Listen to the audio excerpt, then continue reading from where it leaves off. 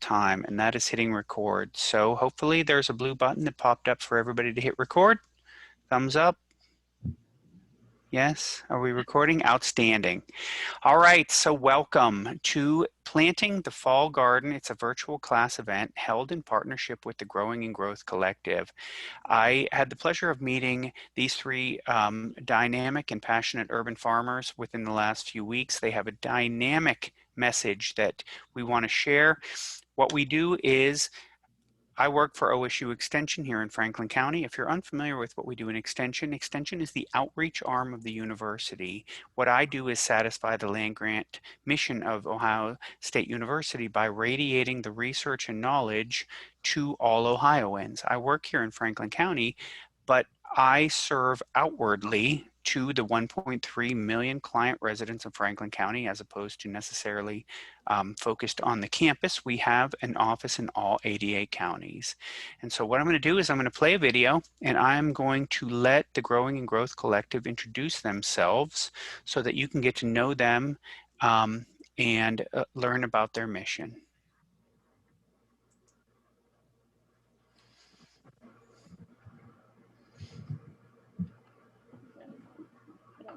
This thing will last. It says it's being recorded.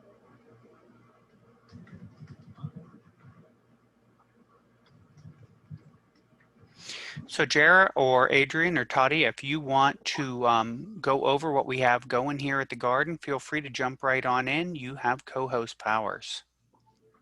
Okay. Well, I guess overall, just to kind of give you context of where the garden is, this is located on the Near East Side on the corner of Greenway and Eldridge. So really close walking distance from East High School, Franklin Park Conservatory, King Arts Complex, so Old Town East even in general, and Bexley as well, certain parts of Bexley, so I guess the western part of Bexley.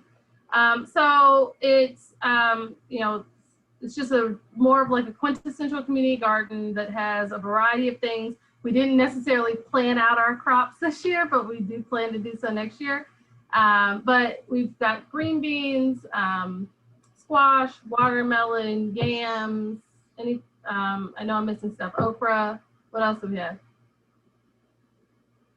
You're muted. Yeah, cucumbers, peppers, many varieties of peppers. Mm-hmm. Yeah, tried cabbage. Some animal decided that they wanted to have that as their salad or something. So we're trying to get that to revive. But yeah. Absolutely. And Tim, I don't know if you want us to talk about kind of like the nascence of the collective to kind of give an overview of that. Go right ahead. This is a spotlight for you guys. Awesome. So yeah, no, Jara did a beautiful job kind of outlining like, and Tadia and Jara, feel free to go ahead and jump in, but they actually live in very close proximity to this garden. And it was really kind of kismet how everything happens with Jara, you know, seeing Tadia working in the garden as they live in that area. And they kind of took the mantle to revitalize it. And Jara just randomly thought when she talked to Tadia, who mentioned, you know, through the Master Urban Farmer training through Ohio State, she said, oh, you know, I went to high school with a girl that did the same thing. And that girl was me. And I actually work in a community garden with my mom and my aunt. I've been doing it the past few years out at the International Harvest Garden and just had an amazing experience. And based on that, you know, we just thought, you know, especially with everything going on as we talk about like, you know, activism in different ways, how can we do that authentically? And that's how the Growing and Growth Collective came to be. You know, you can find a lot of this information in that Linktree link that I sent, but essentially we kind of coalesced around a mission and a vision that basically was saying, you know, we are collectively rooted through urban agriculture to improve health outcomes and community engagement via social action for Black, Indigenous, and people of color, community members and allies. And based off of that, we said, you know, we envision a positive relationship between Black, Indigenous, and people of color in the land. We will foster an empowering narrative around these individuals' engagement with agriculture. Urban agriculture will be a multi-generational way of life for these Columbus residents. And so we basically wanted to, we found the healing power in the positive benefits of urban ag in our own individual lives. And we kind of wanted to bubble that up around a health and social justice mission. And so that's how Growing in Growth came to be. So that's our very 1-minute elevator speech. I don't know if I missed anything, Jara and Tadia. Did you amplified the multi-generational piece? Yes.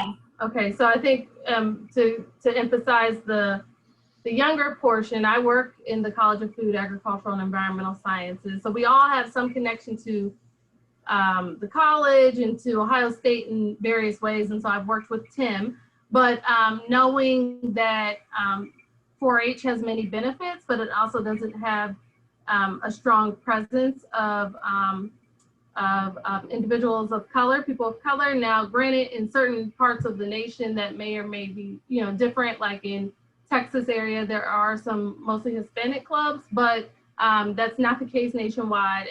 And just wanting youth in urban communities, particularly youth of color, to have exposure to that, we thought community gardening would be a great entryway into it and could funnel up into community leadership opportunities, exposure to career opportunities in FAES fields. And we're looking forward to mixing in all the various components, particularly with youth education as a foundation. Absolutely. We'll have you take questions at the end. Yes, outstanding. So there's going to be a way for you to get involved with the Growing in Growth Collective that we will talk about at the end of this, and I highly recommend you do so. There are many folks that are doing wonderful work in various neighborhoods throughout Franklin County. This garden is just a fabulous spot. It is south-faced, it is huge, it gets great sun, and it is very, very productive. And if you are looking to get yourself engaged with urban agriculture and you're looking for a place to get started, you would find that there are way worse places than this that you could get your start in. So let's talk about what to plant now. So these 3 urban farmers had asked me. I went out and did a consult with them, and they want to know, how do we maximize our space? What can we plant right now? And their next probably 4, 5, 6 slides are slides that a lot of folks that have followed me have seen for a while, but I like to talk about these and I like to really reiterate this because I know where a lot of people are with their growing right now. You've been growing for a long time. You are starting to get to the tail end of the season, and Ohio is a 4-season growing environment. We have months and months and months that we can grow in. It just takes a little bit of planning and a little bit of planting, and you can maximize your harvest. I'm getting ready to plant a tremendous amount of produce here in just the next few days. So when we look at fall, we always like to make our plan a month ahead. Fall is one of the best growing seasons. Quite honestly, it might be the best growing season because the bugs start going away. There's still tons of sunlight. The weather moderates. We have decent rain. And so all of the things are really there for you to grow a bunch. Now, you might need to do a little bit of assistance for your crops. You might need to throw some season extension over that.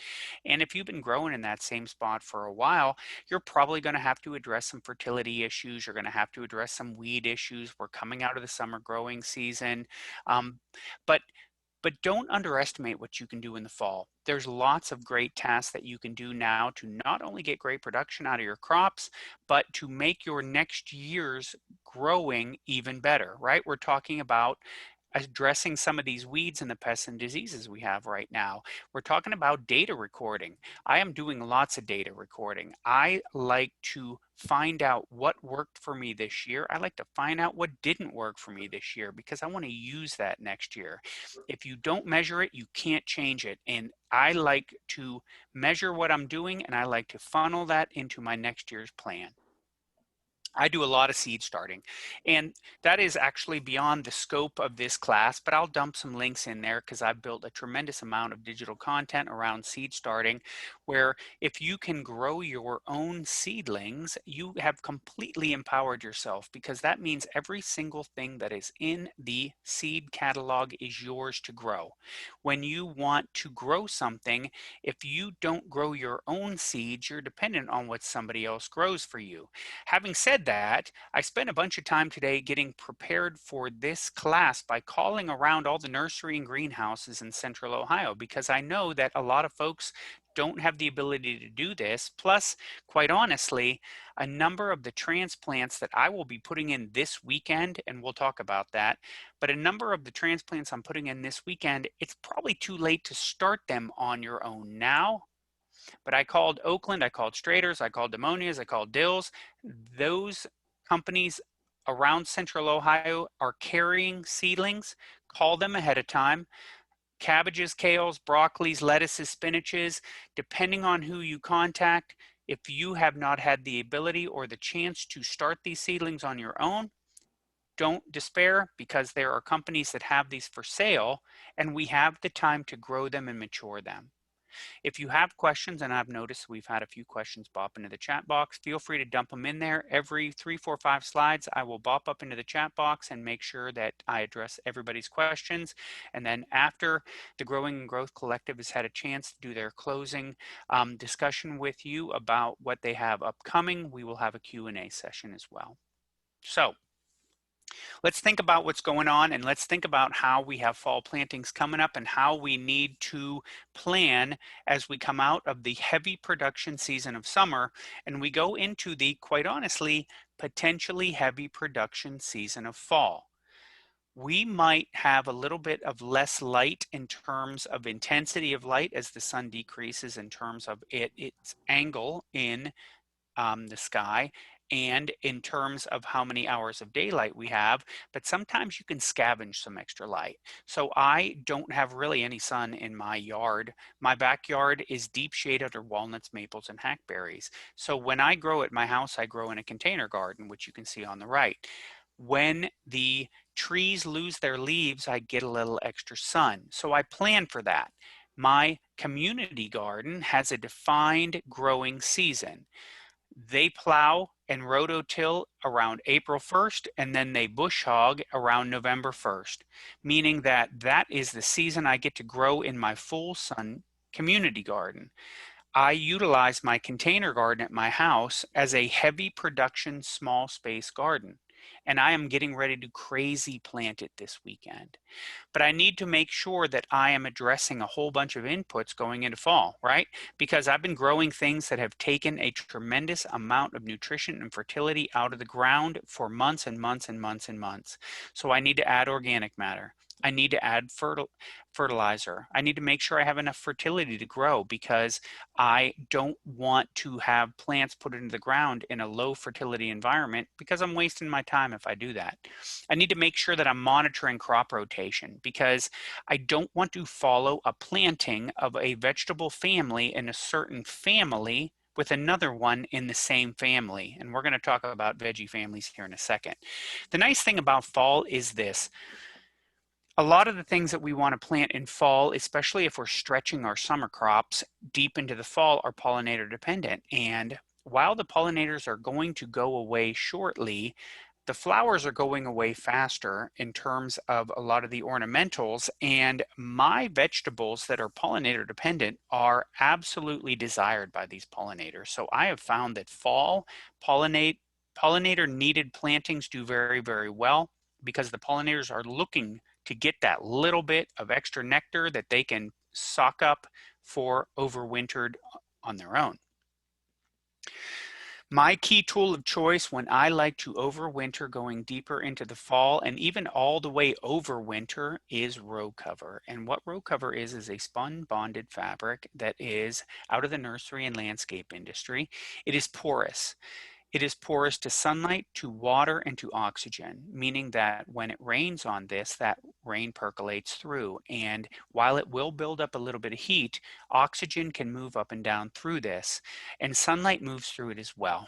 It comes in multiple weights. Lightweight allows more sun but has less frost protection. Heavyweight allows less sun but has more frost protection. I use them in all different weights.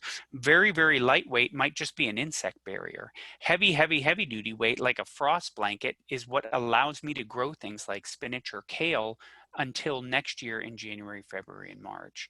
What I use this for is to develop a microclimate that cold tolerant plantings will enjoy, or as a microclimate to protect tender summer heat loving plants maybe overnight, where I'm not going to protect them for days and days and days because the pollinators need to get there, but I need to protect them because they are not cold tolerant. And generally when we see a cold snap, it occurs overnight when we get a frost overnight. And so this is a utilization for that. This is a light to mid-weight frost blanket that is sitting on the ground, and you can see this is totally out of season. There's nothing else growing. This could be early spring. This could be deep fall. But underneath my frost blanket, I have a bunch of leaf lettuces. I've got a bunch of oak leaves. I got some prize heads, and then I have a bunch of radicchio growing here. These are cold tolerant, but they appreciate the frost protection and the microclimate.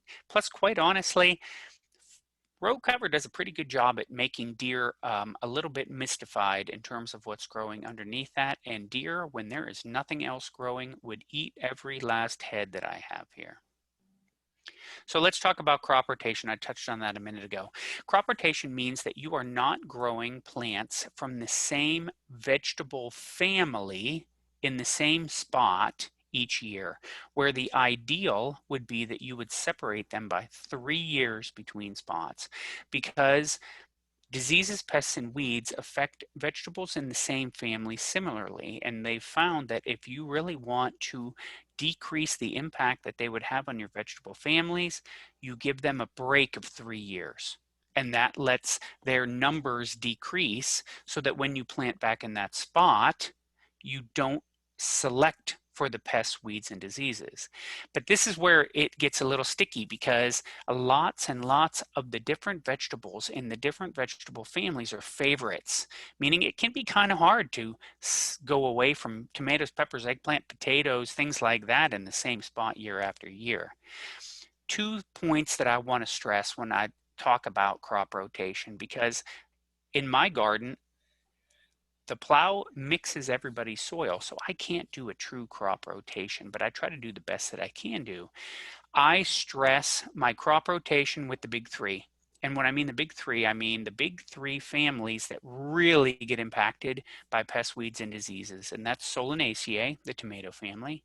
That's the brassicas, that huge family of brassicas: cabbage, broccoli, cauliflower, collards, radishes, kale, turnips, giant. And then a huge family, which is the cucurbits: zucchini, pumpkin, squash, cukes, melons, all of those things, gourds, they're all in that family.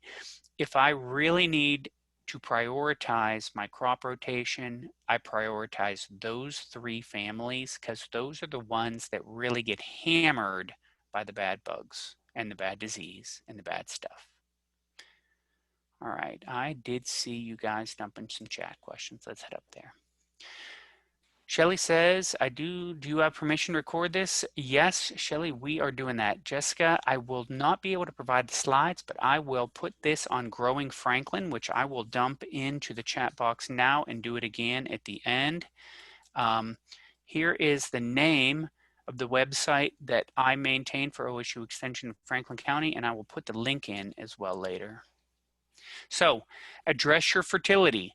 If you've been growing a plant in that space for months and you want to put another plant in that space, you have harvested all of the fertility. It was turned into fruit, roots, leaves, and stems. Make sure that you address that challenge, because you don't want to handicap a plant that you're putting in because you want to get a harvest. So make sure that if you're going to have something in there, you fertilize. You got lots of different choices. These are not necessarily ones that I think are much better or less. These are more modalities. On the left, you have a slow release granular. That is an organic one. The bag label says it will feed for 2, maybe 3 months. So if I'm putting in, and I say if I'm putting in, but when I put in my cauliflower, my broccoli rabe, things that I have sitting on my dinette under my lights right now, they're going to grow for 2 or 3 months. They're going to get a big handful in the hole of all of these granular slow releases. But say I want to put something in quick. I'm putting in lettuce, maybe bok choy, something that's going to be in there 2-3 weeks. I have no problem using a much more rapid water-soluble fertilizer labeled for feeding every 1 to 2 weeks. But use something. And what you use depends on what you're growing and what your production system is, okay? Now, let's talk about the actual brass tacks here, the planting. So this was pulled up yesterday, and on the left we have soil temperatures, because realize that plants and seeds exist in the soil. We talk about air temperatures a lot, but soil temperature is different. So we have air temperature on the right and soil temperature on the left. Right now, soil temperatures, and they're actually probably a little warmer than that because we had a pretty stiflingly hot day, but they're about mid-70s. Mid-70s is a warm soil temperature. That is the germination point for things like green beans, tomatoes, and peppers. Most of what you want to grow that is a cool season fall crop would have decreased germination in those warmer soil temps. Now, if you look at the air temperature graph on the right, which is the 10-day predictive model from yesterday, we have Hurricane Laura showing up here shortly that is hopefully going to dump 2 inches of rain on my garden, but it's going to change our weather pattern to where we go into a little bit closer to a fall weather pattern. A few days after 76 during the day and 55 at night, we're going to start dropping those soil temps closer to 60, 65. That is much more conducive to things like radishes and spinach and lettuce to germinate appropriately. So if you're asking me, Tim, what are you going to do about planting? Right now, given that we have potentially devastating thunderstorms and serious heat, there's a number of transplants that I would like to put in the garden, but those are baby plants, and baby plants are like baby kittens or baby birds. They are not very hardy, and so I'm going to wait until we have a little bit of a easier for them to grow environment. Saturday looks to me like it's going to be a pretty good planting day because we're going to go into some cooler weather for my transplants and my seeds, and then I will be planting heavy for Saturday, Sunday, Monday, getting a lot of different things in the ground. Right, we're farmers. All of us are farmers on some scale. We grow food, we grow it to eat, we feed our families, we feed other people. So we follow the predictive models because that's what farmers do. And NOAA Weather Radar and the National Weather Service puts out a lot of great data for us to follow when we make our plans on what we're going to do about planting going forward. And I check these very often. So, nicely for us, they updated their predictive models just this week, and their August 20th prediction for September. So when you look at these charts, they are predictions. And so on the left, we have temperature, and on the right, we have precip. And what they're saying for temperature for the month of September is there is a 33% higher chance that we will have warmer than normal temperatures.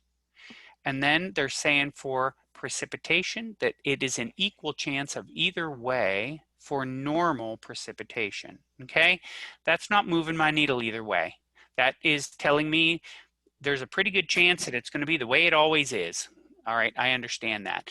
I look at the 1 month, but the one that I use when I do my future planning is the 3 month. So here's the 3 month. This was also made on the 20th. This is September, October, and November.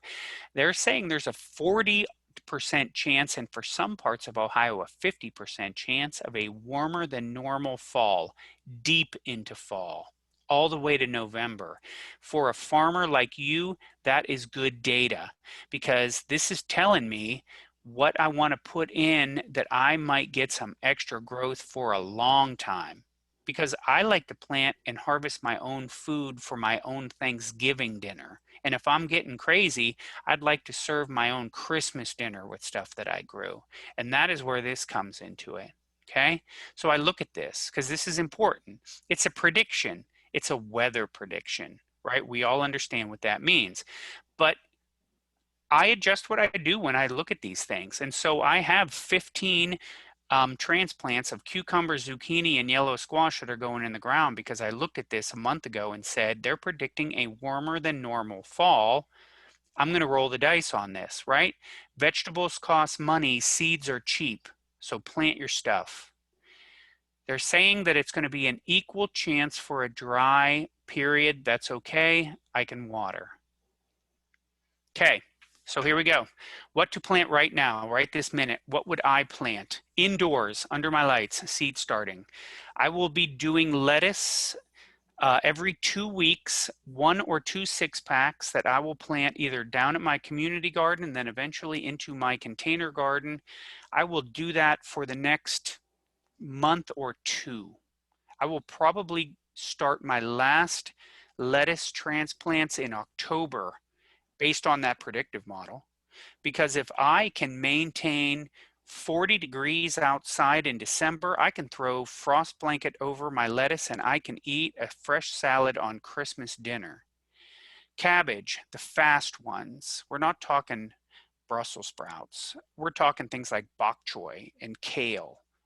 Those ones, I have no problem starting those for a while, for another month. I have a dozen heads of bok choy. I love bok choy going in the ground that I will harvest. And in probably a week, when I get a little space under my lights, I'm going to put another dozen heads in because that is a cold tolerant planting. It is a leaf brassica, and the leaf brassicas are going to do really, really well. What to plant outside, right? We talked about this a little bit earlier. Radishes, not at 75 degrees soil temp. Spinach is a horrible germinator when you give it ideal conditions. If you stress it with warm temps, nothing's going to happen. Spinach would prefer a 50-degree germination thing. I don't have spinach on my radar to plant just yet. Lettuce, I'll probably plant a little bit. Cabbage family outside, if you don't have lights inside, you go right ahead and plant your bok choy and your collards and your kale and your radishes and your turnips and all of your members that are brassicas out there now.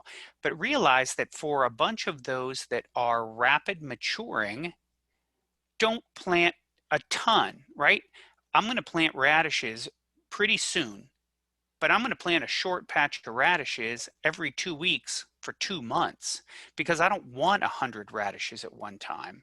I want 20 radishes a week, every week for 2 months. So I stagger my plantings, so I stagger my harvest. Carrots. Carrots are finicky in terms of their germination is no fun. They take 3 weeks to germinate, and when you plant them, they need that moist soil for germination, but I will still plant some. I'm going to plant fast maturing carrots. I'm looking at my packages for everything on this list very carefully. I am finding the things that have maturation dates that are going to fit my timetable and my production schedule the way I want it to be. So I'm not planting a 75-day carrot. I'm looking for something that's closer to a 45 or 55 or 50 or 62-day carrot, right? Thumbelinas, some of those rainbow mixes, I'm harvesting baby carrots. You could plant longer ones, but you really need to be intentional about your season extension if you plant longer ones. You need to be mulching them with straw. You need to be throwing frost blanket over them. They'll grow just fine. They like cold, but they don't want to be frost heaved out where it's going to cause a problem with them. So they need protected. Green onions are similar to carrots. Pretty cold tolerant, take forever to germinate. Beets you can plant right now. Beets actually have a very wide range of soil temperatures that they will germinate in. They can germinate in cold temp, they can germinate in hot temp. If I liked them more, I'd plant more beets, but I still have beets in the fridge that I planted in spring that I haven't even eaten. So I'm done planting beets this year. I'm going big into things I like to eat. Plant what you like to eat. Swiss chard is probably my favorite green to grow. It's good in cold, it's good in heat, it's extraordinarily tasty, and it's very good for you. So here's my container garden. This is I'll be honest, I like my container garden probably a little bit more than my community garden. 6 little buckets that grow, but there's no weeds in this. And that's the blessing. And there's no, or almost no disease in it. And you'll notice I took this picture a couple days ago. There's nothing in it because it's been too hot. My container garden is up against my house with black asphalt and black containers. We've had 95 degrees and drought the majority of this summer. The only thing that's really done very well in there was basil, which did great. And I'm going to throw more basil in a different container shortly. And then one of my absolute favorite plantings, which is lunchbox peppers. These 5 empty containers, if you looked at a picture of my container garden next week, they're going to be planted. Every last one's going to be planted. Maybe I'll save one for my second lettuce planting. But I'm going big on all of this because we are transitioning into cooler weather with rainfall. And then once we get into fall, where this microclimate was a problem in summer, that becomes a blessing in fall. Then I want them on blacktop next to my house with black containers because they're sucking up heat and I'm looking for extra heat. So adjust what you do based on your microclimate. Okay, I'm bopping in the chat. We got a few things going up here. Erica says, I've always considered adding organic matter and fertilizing as synonymous, and they are cousins, but they're not twins, meaning that organic matter is a particle in terms of what your soil particles are, right? You have clay particles, you have sand particles, then you have organic matter particles, and you need the organic matter because a clay particle is extraordinarily tiny, microscopic even, and a sand particle is comparatively giant. And if you had only clay and only sand, then you would have a brick because that is the recipe for making bricks. And so what you add is organic matter, which is that intermediate particle that has lots of great binding sites for fertilizer and water that spaces those particles out. Now, organic matter, like compost, generally does have a lot of fertility because it was made out of formerly living things, which means it was made out of things that had all of the macro and micronutrients into it. But fertilizer can be completely different. Fertilizer can be synthetic. You can make fertilizer in a lab out of the periodic table where you just have nitrogen, phosphorus, potassium, magnesium, calcium, and all the other micronutrients. And so they are cousins, but they're not siblings. Jessica asks, are you saying that Swiss chard are good to go in the ground right now? Yes, I am. Are you going to get giant Swiss chard? Probably not. Are you going to need to do season extension over that Swiss chard later in the season? Yes, but keep in mind, Swiss chard doesn't need a pollinator. It's a leaf. You only eat the leaf.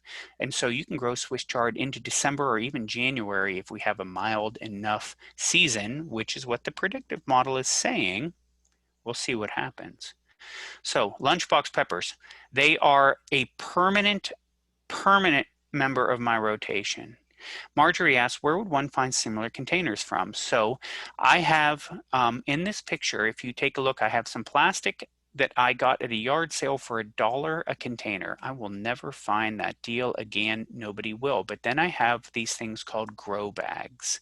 Grow bags, these are 25 or 30 gallon grow bags, are a innovation out of the landscape and nursery industry that is a woven felt bag, and you can find them on the internet. Go to Amazon and enter grow bags into your search term. And what they are is a very inexpensive large container that took out the expense of buying large containers. Because if you're going to grow like a flower or something tiny in a container, you can use a tiny container. But if you're growing veg, right, there's 3 pepper plants in here that are just producing peppers at a tremendous level. This is a 30-gallon container, right? That's 5-gallon buckets times 6. When you grow vegetables in containers, you need giant containers. And you can do that with grow bags, and you can do that inexpensively with grow bags. So I got my bok choy, I got my lettuce under my lights. They're going to go in after the heat wave when Hurricane Laura comes through and starts to rain on my stuff. If anybody is here that has watched my plantings, what to plant in the fall, This is green beans. I planted these green beans about 2 or 3 weeks ago. Is it too late to plant green beans right now? Maybe. Do you have some very rapidly maturing bush beans that you could put in the ground tomorrow? And can you protect them with row cover and do like I do, protect them with deer netting from deer? You might get a harvest, right? The problem is if you plant, say, a 52-day green bean right now, the soil temperature we have, they're going to germinate in about 3, 4, 5 days, and then they're going to mature at the 3rd week of October. You need pollinators for green beans. They might be there. I'd say there's a 50-50 chance you're going to have a harvest. But if you have the seed, go for it. Because what happens if you don't have a successful harvest? You still grew a cover crop of green beans that you can turn into your soil. If you do have a successful harvest, you're eating fresh green beans that you grew for Thanksgiving dinner. That's a win-win in my world. Right, I got 15 different cucurbits. These are all summer lovers. They're going in the ground this weekend. They are pollinator dependent. They are going to need tremendous fertility, but I'm going to protect them. I'm going to fertilize them. I'm going to water them. And my hope is I am eating cucumbers, zucchini, and yellow squash for Thanksgiving dinner. Okay, so one of the things that I do every single year is I overwinter spinach. I plant spinach in the fall, I protect it with row cover, and I start eating spinach in January, February, March, and I finish off with huge bags of spinach every single year. I have never had a crop failure. This is 25 years of spinach overwintered. I've done it in containers. I've done it in the ground. I highly recommend you do that. I will have other classes upcoming on the exact technique, but it's not like it's a hard technique. You need to get some spinach seed in the ground, and then you need to go big on your frost protection. I use double frost blanket over mine. My target planting date is usually around October 1st. I will say that last year I was swamped with work, and I found a packet of spinach seed in my office and I planted Thanksgiving weekend. I've said Thanksgiving a lot of times. You can tell what my favorite holiday of the entire year is. I was born on Thanksgiving Day. I like Thanksgiving. But I planted these on Thanksgiving weekend last year, and I was harvesting Kroger bags of this in March of this year. But we'll talk about that in a future class.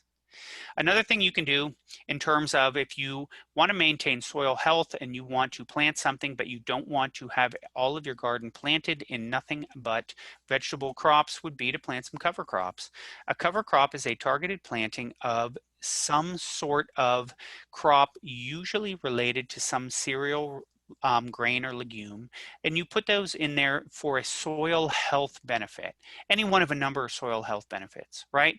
You could be a subsoiler, you could be suppressing weeds, you're adding fertility, you're doing any number of things. I'll be honest, cover crop classes take an hour to an hour and a half themselves, but what my recommendation would be from the sort of the macro scale is minimize exposed soil with nothing on it over the winter, because all that's happening is you have erosive loss of your fertility and your organic matter, where if you can put a cover crop down, you build soil health so that next year's harvest in that space will be better. So you have a couple of different cover crop blends that I use. I need to buy my seed still. I like to do a couple of different blends. This is the hard to manage one. This is stuff that will stay alive, grow slow, and then explode with growth next spring because winter won't kill it. This is things like radishes and a couple of legumes, vetches and clovers, and winter rye. This can be tricky to manage because if you don't have the ability to manage this very well, you might take a vacation and come back in early May, and this is 4 feet tall and it needs a metal bladed gas powered weed whacker to get through. But another mix that's out there that you could plant here shortly would be some of the things that are a little easier to manage, like oats or Austrian winter peas, right? Oats is a cereal legume or a cereal grain, and Austrian winter peas is a legume. Both of them are cold tolerant, but not cold hardy, meaning that you'll get a bunch of growth until probably December or January, and then winter will kill it. and then it will form this nice little sort of organic matter residue on top of your growing bed. And then when you incorporate this in spring, you add all that organic matter in there. There's lots of great resources that are out there for cover crops and things to do that way. But the take-home point on this is you want to not only be adding organic matter and adding to your soil health, but you want to be minimizing your losses over time. And that means that you are doing your best to protect your soil, keep things alive and growing in your soil. On that note, I am going to switch back to my three colleagues so that they can talk about some upcoming things that they have for the Growing and Growth Collective. And then we'll go into Q&A.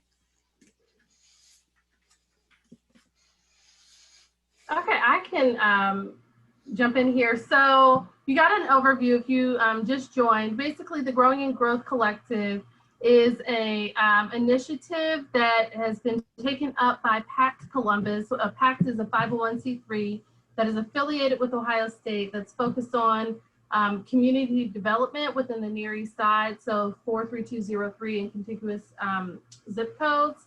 And we came in just simply based on, a group of the three of us who were working within this one community garden and wanted to amplify exposure and opportunities for participation of millennials, people of color in urban gardening. And we got connected with PACT, and they said, oh, well, we actually have quite a few community gardens going in this specific area. How about we work together?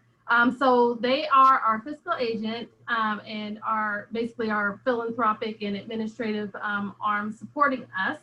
And we have a total of 5 sites right now that are sprinkled throughout, most notably throughout 43203 in Columbus, Ohio. Most notably, the King Arts Complex will kind of serve as like our central hub.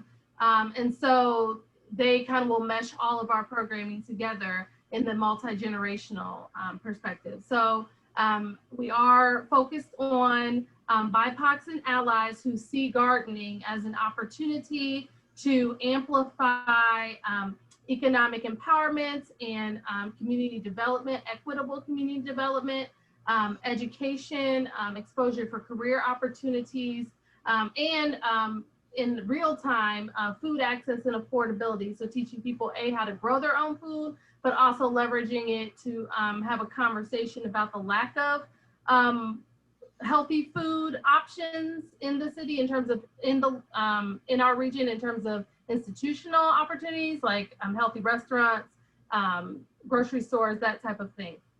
And then we have OSU East Hospital and a CarePoint location through Ohio State and a lot of other social services organizations. So we'll be trying to work with them to promote opportunities for comprehensive health and wellness. So if you come on Saturday, hopefully the weather holds up for us. 10 to 1, we're doing our inaugural Growing and Growth Collective cleanup day, garden beautification day. So we have a lot of stuff that we have amassed throughout the season that we need to lay out and sort and get organized so that we're ready for spring. And it seems like we can still do some stuff based on this training for fall in our own little garden there. And then we, some light projects if people are handy in certain ways and you can help us out. We have a lot of weeding. We have a lot of preparation of soil for, new plantings. And basically you can get to know us. And if you have others in mind that might be interested, particularly in the mission. Gardening is kind of our opportunity to convene and to have conversations about the bigger issues that we presented on the slide here is Impact Pillars, Mission, and Vision. And then we do meet monthly. So we meet kind of sporadically as needed, but our standard meeting is monthly on 4th Wednesdays at noon, and we really do keep it to an hour.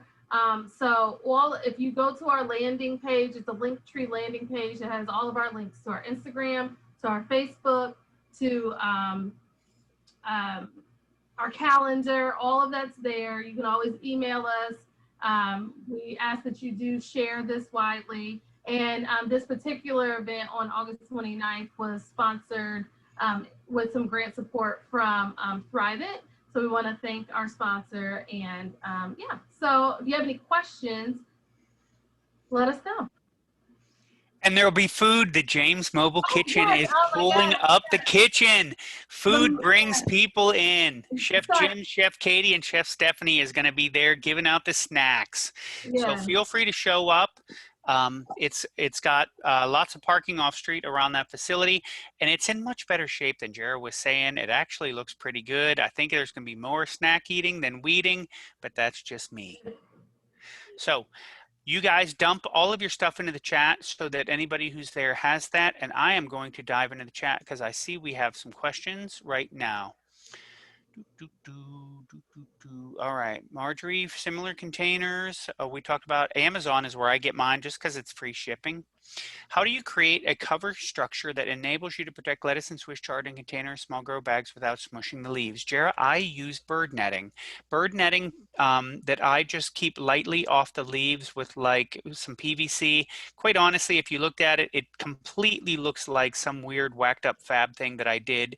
But honestly, I'm all about the production and I'm not necessarily about the looks, and the squirrels would eat all my stuff. So I get that up in the air. So Nichelle, where are you emailing from? We are in, I want to say, zone 6 here in central Ohio. But I've done programs where, since we're on the internet, I did a program like a month ago, and the dude emailed, he was in zone 10, and I'm like, that's Key West. And he's like, actually, I'm in Miami, and he was growing from there. Maddie asks, I have lots of chard and broccoli growing now. Can I overwinter that, or should I plant more? I would try to overwinter your chard, and I would make sure you get your broccoli harvested, because broccoli is going to be coming up on a harvest, and it will be harvested going into the cool weather. And that is going to make it taste even better. So Ann writes, where do you purchase your cover crops? And while we at The Ohio State University do not necessarily espouse any one person or place, I buy mine from Walnut Creek Seed, just like Amber buys hers from Walnut Creek Seed. Walnut Creek Seed is in Fairfield County. You can find them online if you do Walnut Creek Seed. And the nice thing is, it's about a 20-minute drive from Columbus, which means you can drive down, pick up your stuff, save your shipping fee. They're great friends of mine, and they're great friends of Extension, and they donate a tremendous amount of seed for lots of programs all over the state, so I have no problem recommending them at all. All right, Adrian writes, hello everyone, here's our linkage tree page. I highly recommend you follow them on Insta. They put lots of pictures of great veg on there.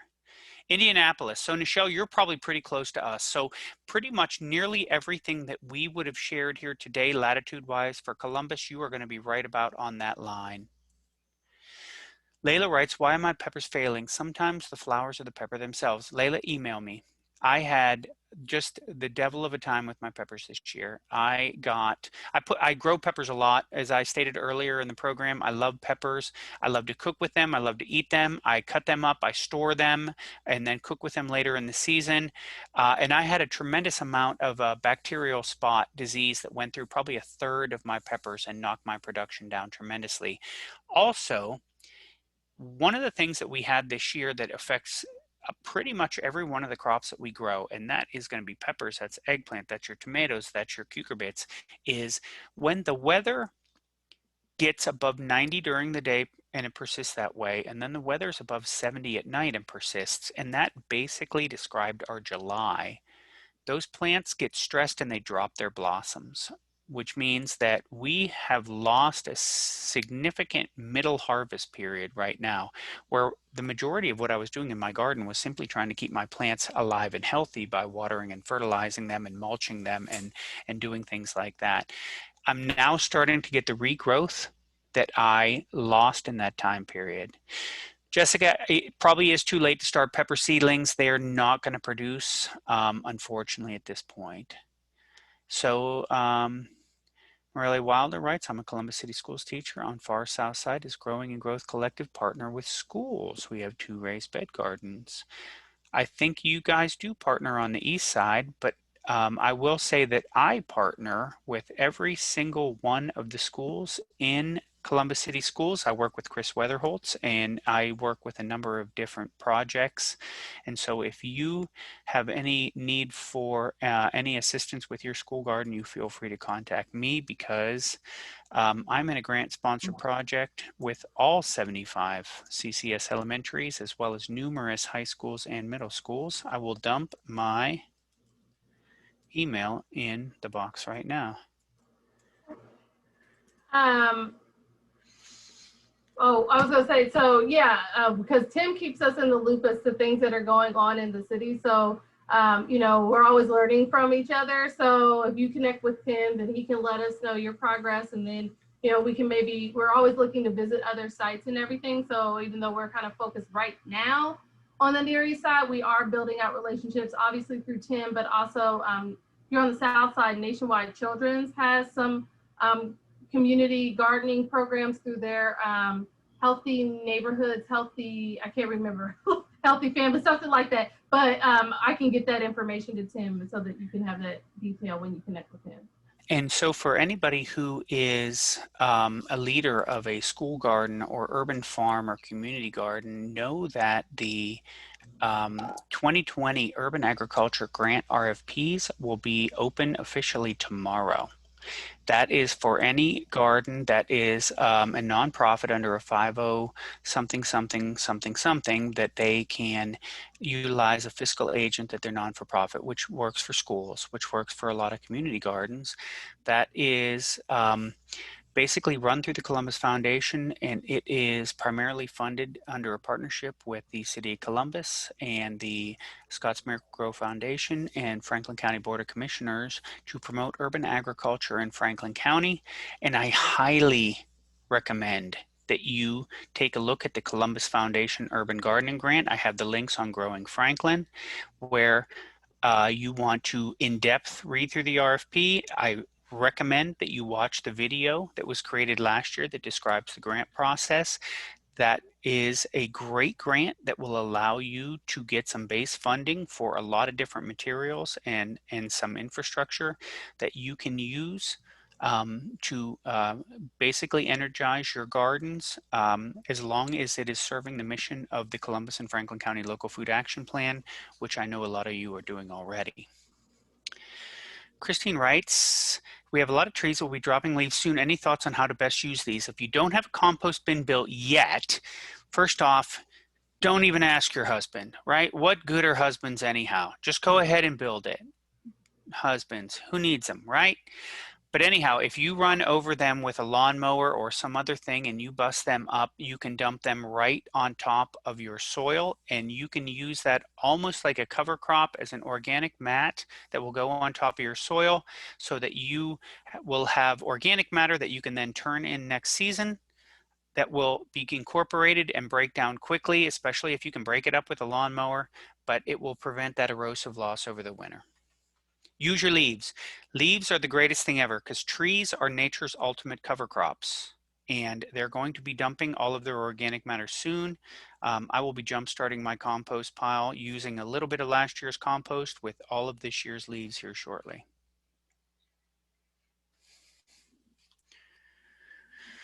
It is 7:26. We still got a couple minutes, so dump a couple questions in here. I am happy to answer them. Erica, thanks for the kind words. Follow GGC on Insta and Facebook. I'm not a Facebooker. I'm not full of hate. I'm full of love. That's why I love me the Insta, which is actually powered by Facebook. But anyhow, make sure you take a look at that, because hopefully Hurricane Laura will hold off a little bit. Head down to Greenway, grab yourself some snacks from the OSU James Mobile Kitchen, and pull some weeds and help these 3 urban farmers get their garden where they would like it to be, and keep networking and talking to everybody, because there's lots of great things going on in urban agriculture in Franklin County with a lot of engaged and vibrant growers. Ann writes, have tons of butternut squash, when to pick? I have tons too, and I'm looking at it nervously every day, waiting for the deer to jump on it and eat that. So butternut squash, basically you have about 3 things. One, you want to make sure the rind is hard as a rock.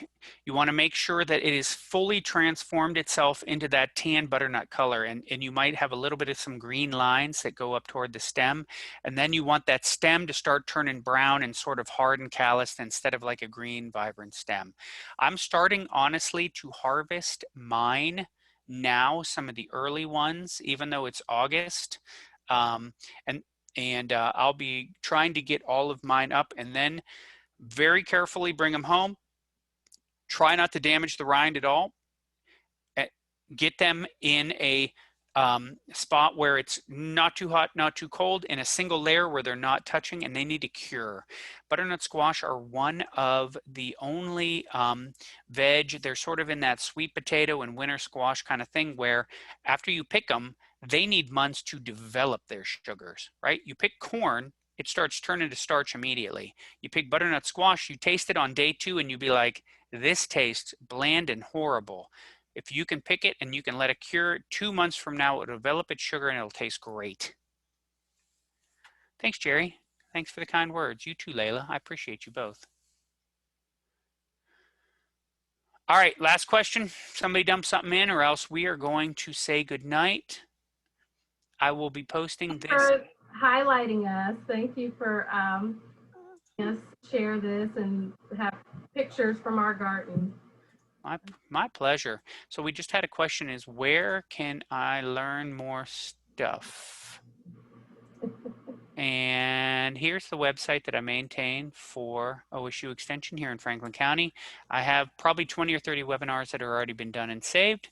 This one is recorded and it will be uploaded. I'll try to get it done tomorrow. It might take me a little bit until after the weekend, but we'll get it posted up there. So if you can rewatch it and you can save it and we can share it so that folks can use that. All right, gang. Everybody have an absolutely delightful and wonderful evening and take advantage of this growing season. The heat's going to break here in a day or two. There are seedlings to be found out there. There are seeds to be planted, and take advantage of the fall because we have months of great growing. And I appreciate all you and I appreciate your kind words. Thanks so much.